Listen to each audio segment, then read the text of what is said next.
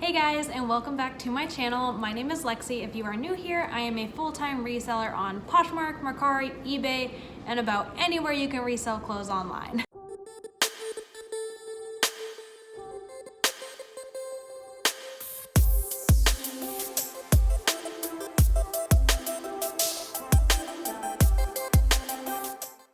And in today's video, I'm going to be sharing with you guys my personal do's and don'ts of reselling.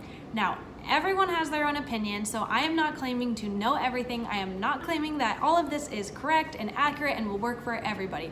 But this, in my own personal experience of 4 years of reselling and becoming full-time and making full-time money, this is my personal do's and don'ts. So without further ado, let's get into it. The first thing that I'm going to start off with is a do, and that first do is do take good cover photos. Now this is literally huge. Whether it's Poshmark, Mercari, eBay, your first photo is going to make or break a sale, and I promise you that. You will not make a sale if your cover photos are not good. Like, that is just, you are not gonna make the money that other people are making if your cover photos are not visually appealing. And by that I mean, if your cover photo is dark and you can't really tell what's in the photo and you have a lot of junk in the background and it's distracting, you are not going to sell that item for what you want to sell it for, because people's eyes are going to be going all over the place with that photo. The biggest thing with cover photos is you want to make them visually appealing. So especially with Poshmark, people do not go on the app to shop. Like, they do shop on the app. It is a online buying and selling website. But who picks up their phone and just mindlessly scrolls throughout the day? I do. We all do it. We all pick up our phones. We pull up Instagram, Pinterest, Facebook, Twitter. Poshmark is one of those apps that people just scroll through when they're bored. And so if I'm just scrolling through my phone when I'm bored and I open up Poshmark and I'm just scrolling, I'm not always going to buy something. I am not on there to be like, I am going to buy something right now. Let me look up something that I can buy. No, I'm just looking at what people have to offer. Now, if I was a buyer and I'm on the app and I see something that is visually appealing, I'm more likely going to either like it, buy it, send you an offer, or share it. And that is what we want buyers to be doing. Sellers as well, we want them to be sharing our stuff.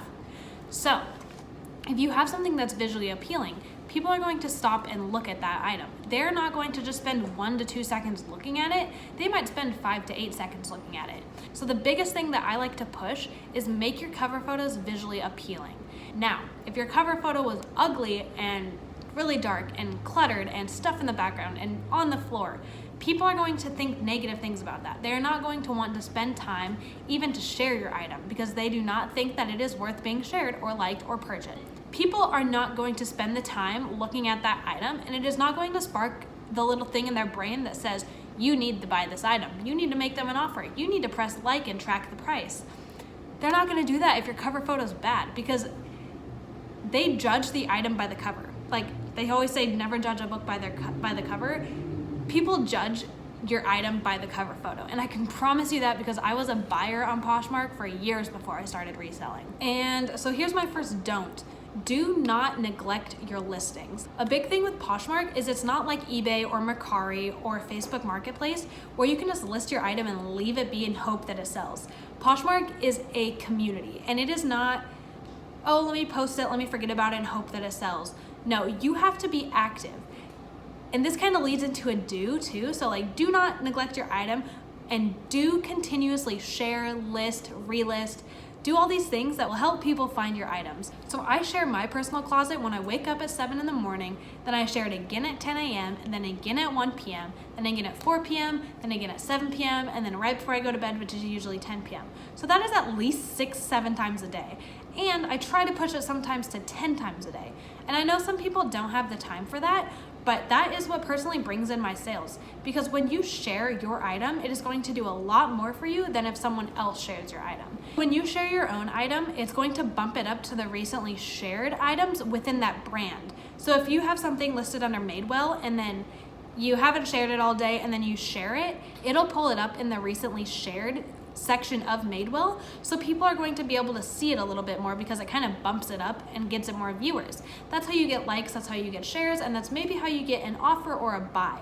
And so when someone else shares your item, it is not bumping it up in the brand. All it's doing is sharing it to that person's followers, which is great. You're still getting more views on your item, but you want to bump it up and make it show up in the brand that you're selling it, because that's how the people who are interested in that brand will see your item. So share your own closet multiple times a day. I promise you it will be worth your time. And then another do is share and follow other people's closets. It's just like Instagram and Facebook and Twitter. The more that you are active, the more activity you will see. So on Instagram, if you follow a ton of people, you're probably going to get a lot of followers back. Just like on Facebook, when you share someone else's post, maybe it's a funny meme, and you want to share it to all of your friends on Facebook, you can do that, and then all your friends will see that item. The big thing in Poshmark is there's kind of a Poshmark courtesy, as if someone follows you, you usually follow them back. If someone shares a bunch of your listings, you usually want to share a bunch of their listings back, because that is common courtesy within the app. That's kind of what makes it such a fun community to be involved in, because it's not just like on eBay where you list something and leave it alone. No, you are being actively involved with other people's closets. And so if you go and share a lot of people's closets, you are going to get a lot of shares back, because that's just what the common courtesy of Poshmark kind of is. People share for you, you share for them. You share for other people, they share for you. So the more that you are active, the more activity you will receive back in your closet. And so my next don't is do not buy brands just because they have a good original value. And what do I mean by this? I mean, if you buy a brand just because it's sold at Nordstrom and it maybe has an original price of $300, that does not mean it'll resell for $300. That doesn't mean it will resell for $25. Things do not hold their value sometimes. And a good example of this is like brands even like Topshop and Urban Outfitters, they do not carry their same value once they have left the store. So if I went to resell an Urban Outfitters dress and it retails for $79, I might only get $15 for it. So same goes for brands that are sold at Nordstrom and higher end stores like that. Just because it has a face value of $300 does not mean you're gonna get money for it. And then there are brands that do hold their value, like Lululemon. Lululemon leggings sell for like $98, and if you buy the right kind sourcing and if you find aligns, those will still resell for like $75 because they hold their value. So a big thing is be sure to check comps. And this is another do. So do check comps. And not only check comps on Poshmark, but check on eBay, Mercari, and everywhere else online where you can resell clothes. So if you're out thrifting and you see something that you think might have a high resale value, make sure you check the comps, because it might not have a high resale value. So if comps are all over the place, sometimes you just have to trust your gut. And if you see it and it's only $2 in the thrift store and you think you can make some good money off it and comps are all over the place, then yeah, go ahead and do it. But if it's $20 at a thrift store and comps are all over the place, I would definitely make sure you do a little bit more research and maybe not buy it, because that's a big investment to make. Another do is do trust your gut. And I say this because there's been so many times where I, in my gut, think that I will be able to sell something for a good amount, and someone else tells me that it won't resell and it's not worth picking up. And so trust your gut, and you know your closet and you know what you can sell better than anyone else in this world. If you think that you can sell something, then you should do it. Do not let someone else's opinion on if you can or cannot resell it hinder you from buying it, because if in your gut you know you can resell it, go for it, follow your gut, and just try it, because like I said, you know your closet better than anyone else will ever know your closet. Another don't is do not harass people to buy your stuff. A big thing that I see sellers doing is messaging someone consistently, like, hey, are you interested? Are you gonna buy this? Hey, are you interested? Are you okay? Do you need any help? And that is going to be a big turnoff. So if you are gonna ask someone if they're interested, if you wanna put all their items that they've maybe liked from your closet in a bundle, or comment on one of their listings or your own listing and say, hey, thanks for the like. If you have any questions, let me know. That is totally okay, but do not bombard buyers. I have seen so many people just constantly bombarding buyers and acting very desperate for a sale.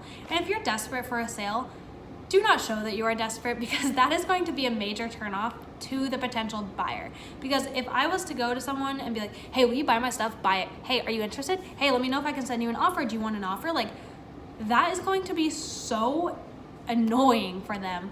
And you do not want to be an annoying seller. So be sure to just be courteous.